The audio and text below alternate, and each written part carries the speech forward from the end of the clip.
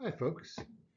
Well, we're looking at Robert Hayden's Middle Passage. Robert Hayden was the first African American poet laureate of the United States. And Hayden's Middle Passage, written during the Civil Rights era, and it's a reflection, a statement of, yes, the Middle Passage. Very complex poem. Let's talk about it. Let's start with that middle passage in the triangular trade that carried captive Africans to the Western Hemisphere. Yes, you'll note I will call them repeatedly captive Africans rather than slaves. I want to get rid of that word in a manner of speaking. Not because it isn't honest and what it is, but when talking about individuals, let's talk about them as people. Let's think about them as Hayden might want us to right now. So, now the triangular trade came in two versions.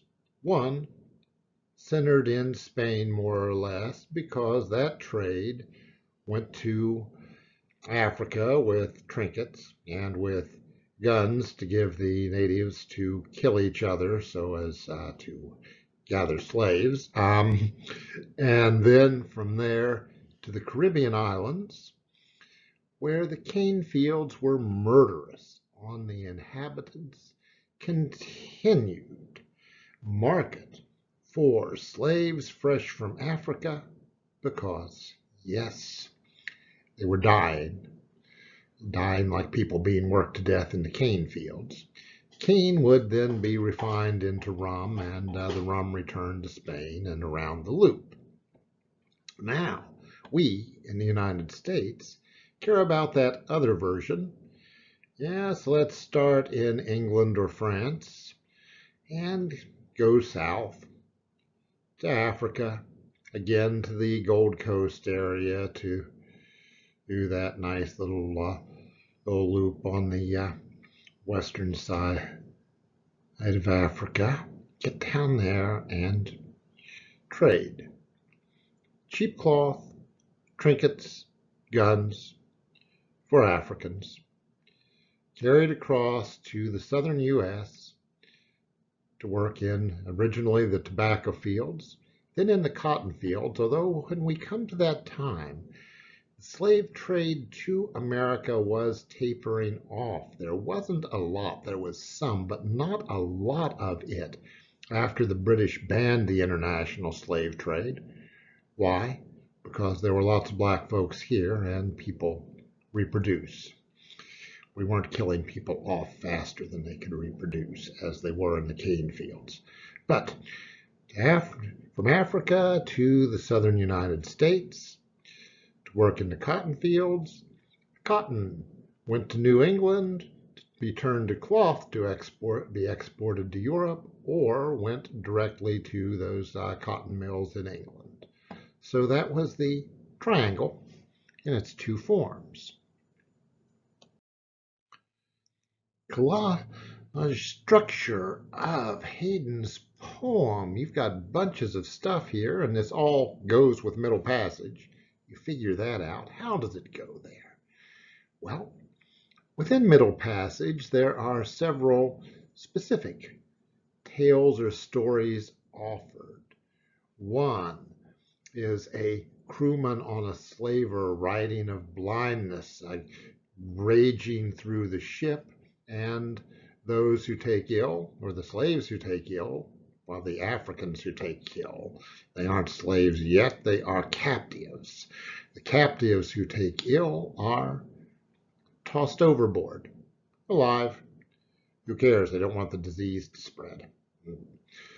Next tale up, or next story, is an insurance deposition. Ship caught fire. Captives burned to the death along with the ship's captain, who was drunk and raping in captive women at the time.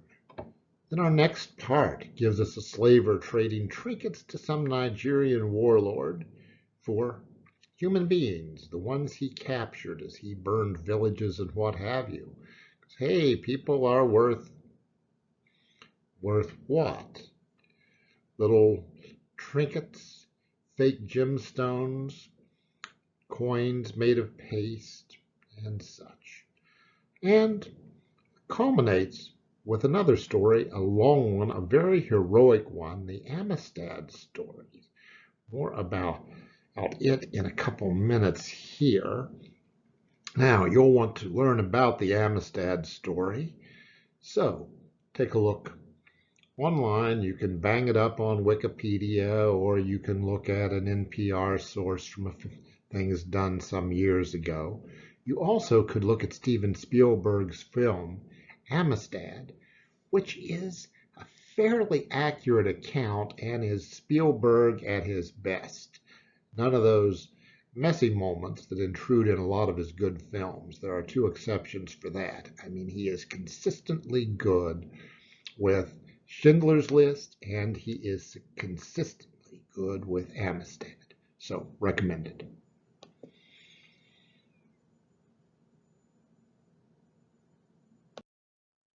Now, these stories are tied together, the ones we get, with snatches of this and that from Hayden that makes the poem particularly complex. Names off ship names, gives us snatches of hymns. There are bits of other commentary by slavers, and there are the narrator's words. Summation, judgment. He is calling these folks to judgment. He does so here and there, or invites us to call them to judgment rather than really calling them to judgment so much himself. Most important words tells us this early, and these are the culminating words for the poem. Voyage through death to life upon these shores. Think about that. For the captives on board these ships, this is a voyage through death. They are separated from their lives. It's a sort of perverse kind of rebirth coming in the new world, provided they survive the murderous middle passage. 20% or more die in the process, crammed on those shipboard. Voyage to death, through death, to life upon these shores. Voyage to whatever is ahead. Now, those accounts in part one really establish the horror, and part two gives us that story in Africa, that story from a trader that really shows that pure greed and ugliness. Three begins with the narrator's assessment, and you get that beautiful passage regarding shuttles in the loom of history. I love that, the multiple meeting, because the ships are shuttling people back and forth. The whole middle passage is weaving history using the metaphor from the loom and weaving that goes with those New England mills. So we have the shuttling history, the shuttling cotton history. Then part three, the Amistad. The Amistad story works this way. Sometime after the British had legally abolished the international slave trade, lots of illegal trade into the Caribbean continued. Sinquez, or Sankey, or whatever, depending on what language we use for the name. Let's do Sinquez. Sinquez, captured on the African coast with other Africans, shipped to the Caribbean, sold, was being transported to Havana. He and some other slaves aboard the Amistad managed to get free, overcame their captives, and tried vainly to sail back to Africa, got themselves lost at sea, and were towed into Boston by a U.S. naval ship. Spanish slavers then sued to have their property restored, these kidnapped Africans, and so Boston abolitionists went to court. And eventually this went to the U.S. Supreme Court, John Quincy Adams arguing for the Africans' freedom. Sinquez managed to learn enough English to testify about living in Africa and being kidnapped and such. His own testimony helped secure relief. The Africans were, at the end of the hearings, finally returned home. So that triumph, Sinquez going through all of that, his persistence, Robert Hayden uses him as an emblem for that timeless human will, that desire for freedom and all of these things.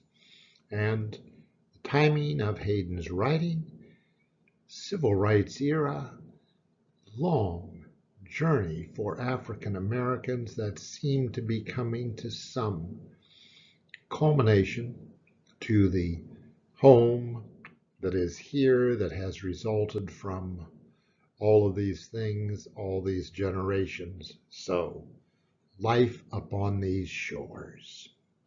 That is what is ahead. Life upon these shores. And that is Hayden's poem.